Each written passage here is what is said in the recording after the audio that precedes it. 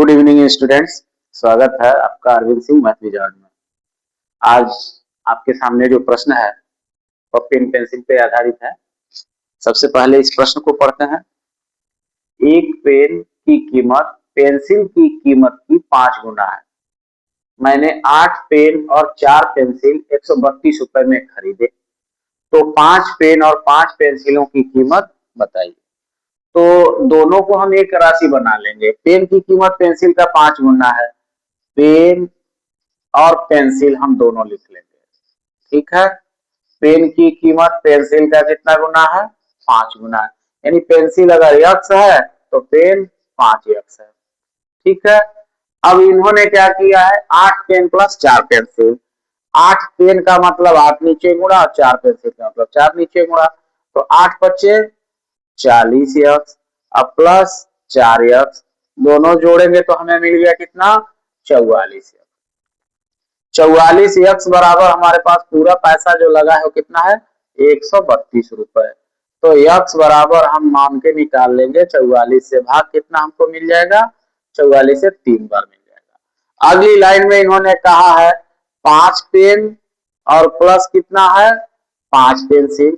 तो फिर हम वही काम करेंगे।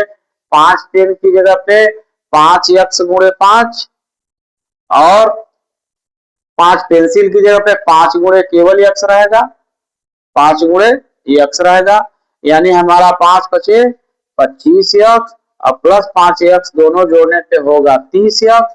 और 30 यक्स का हमारा पूरा वैल्यू 3 के हिसाब से 30 गुणे 3 कर देंगे। यानी हमारा पूरा इसका बजट या खर्चा आएगा 90 रुपए, जो कि हमारे विकल्प सी में दिया हुआ है। इस प्रकार इस प्रश्न का उत्तर सी सही होगा, 90 रुपए सही होगा। इसको हल करते समय बस एक ही चीज ध्यान देना है कि इनकी पेंसिल का रेशियो दे दिया है, गुना में दे दिया। पेंसिल को अगर यक्स मानते हैं तो पेन को हम आराम से इसका 5 गुना 5 यक्स मान लें।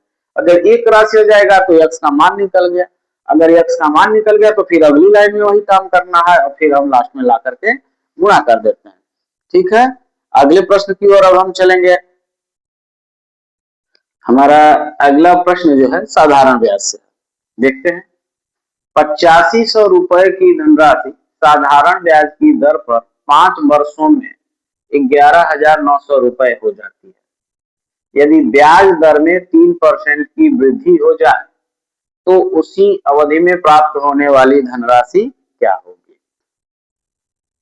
तो इस प्रश्न को हल करने के लिए अगर आपको समय दिया जाए तो थोड़ा सा समय एक्स्ट्रा लगेगा। इसलिए आप चाहें तो वीडियो को पॉज करके बीच में पहले अपने को चेक कर लीजिए, हल कर लीजिए, फिर दोबारा वीडियो को रोटेट करिए, चलाइए और आप सवाल को देख सकते हैं कैसे हल हो रहा है। हम सीधे सीधे प्रश्न को अब हल करने का प्रयास करेंगे। इस प्रश्न में हमें करना क्या है कि मूलधन हमारे पास 8500 रुपया है, क्लियर है, और दर हमको समय 5 वर्ष मिला है और ये राशि जो बनी है 11,900, ये मिश्र धन है। अब ब्याज दर में 3% की वृद्धि हो रही है, फिर नया मिश्र धन क्या होगा? तो बहुत सारे लोग प्रयास करने लगेंगे कि इसको लेकर के हल करके पहले दर पे जाएंगे, दर निकालेंगे, फिर उसमें 3 बढ़ाएंगे, फिर मिश्र धन निकालेंगे। लेकिन हम लोग ऐसा नहीं करेंगे। हमारे पास मूलधन ऑलरेडी पड़ा हुआ है, मिश्र धन भी पड़ा है, तो जब 3% जो बढ़ रहा है वही पैसा हम निकालेंगे कि कितना बढ़ रहा है। तो हम क्या करेंगे? 8500 रुपए हमारे पास मूलधन है, हमारे पास समय है 5 वर्ष और हमारी बढ़ी हुई दर 3% है, तो हमारा बढ़ने वाला रुपया निकल जाएगा और हम गुणा कर देंगे। 0 से 0 कट गए, 3 पचे 15 और 15 पचे 75 को 5 हासिल 7 और 15 120 और 7 127। यानी हमारा जो भी मिश्रधन बना हुआ है इसमें 1275 रुपया और बढ़ जाएगा सीधे सीधे। तो हम करेंगे क्या? 11,900 रुपए पहले बने थे, 3% बढ़ाने से 1275 हमारा और बन जाएगा। ये दोनों हम जोड़ देंगे, 5 हो गया, 7 हो गया, 9 2 11 हो गया, 2 और 1 3 हो गया और 1, यानी 1375 रुपए जो बन रहे हैं वो हमारे 3% की वृद्धि के बाद बन रहे हैं। इस प्रकार हमारा उत्तर जो है 13,175 रुपए जो बना है वही इसका सही जवाब होगा। आपका विकल्प सी इसका सही जवाब होगा। ठीक है, अगले प्रश्न की ओर बढ़ते हैं। तो हमारा अगला प्रश्न जो है काम समय पे है। पढ़ते हैं। एक कार्य को 15 पुरुष या 20 महिलाएं 26 दिनों में कर सकते हैं, तो उसी कार्य को 30 पुरुष तथा 12 महिलाएं मिलकर कितने दिनों में करेंगे? इस प्रश्न में सबसे अधिक सावधानी रखने की जरूरत होती है। पहली लाइन जो दिखा रहा है, क्या 15 पुरुष या 20 महिलाएं हैं, इसको ध्यान देना है। 15 पुरुष या 20 महिलाएं हैं, और अंतिम लाइन में कहा है 30 पुरुष तथा 12 महिलाएं, यानी कि पहले सेट में या तो 15 लोग लगा दीजिए, पुरुष लगा दीजिए, या 20 महिला को लगा दीजिए। काम दोनों लोग बराबर करेंगे, कितना? 26 दिन में समाप्त कर। लेकिन कह रहा है यदि 30 पुरुष और 12 महिला को एक साथ मिला दिया जाए तो यह काम कितने दिन में होगा? तो हम सबसे पहली लाइन को लिख लेते हैं कि 15 पुरुष बराबर है किसे? 20 महिला के। 15 पुरुष बराबर 20 महिला के। हम इसमें से एक राशि को रख लेते हैं काम के लिए, किसको? महिला को ही रख लेते हैं। तो 20 महिला कितने दिन में करती हैं काम को? 20 महिलाएं 26 दिन में। ये पूरे काम की यूनिट हो गई 20 × 26 महिला के सापेक्ष। अब हम अंतिम लाइन पे आ जाते हैं, 30 पुरुष प्लस 12 महिला।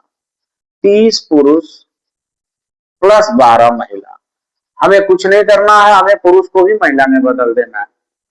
पहली लाइन में दिख रहा है 15 पुरुष बराबर 20 महिला, तो सीधे 30 पुरुष बराबर हमको निकालना है।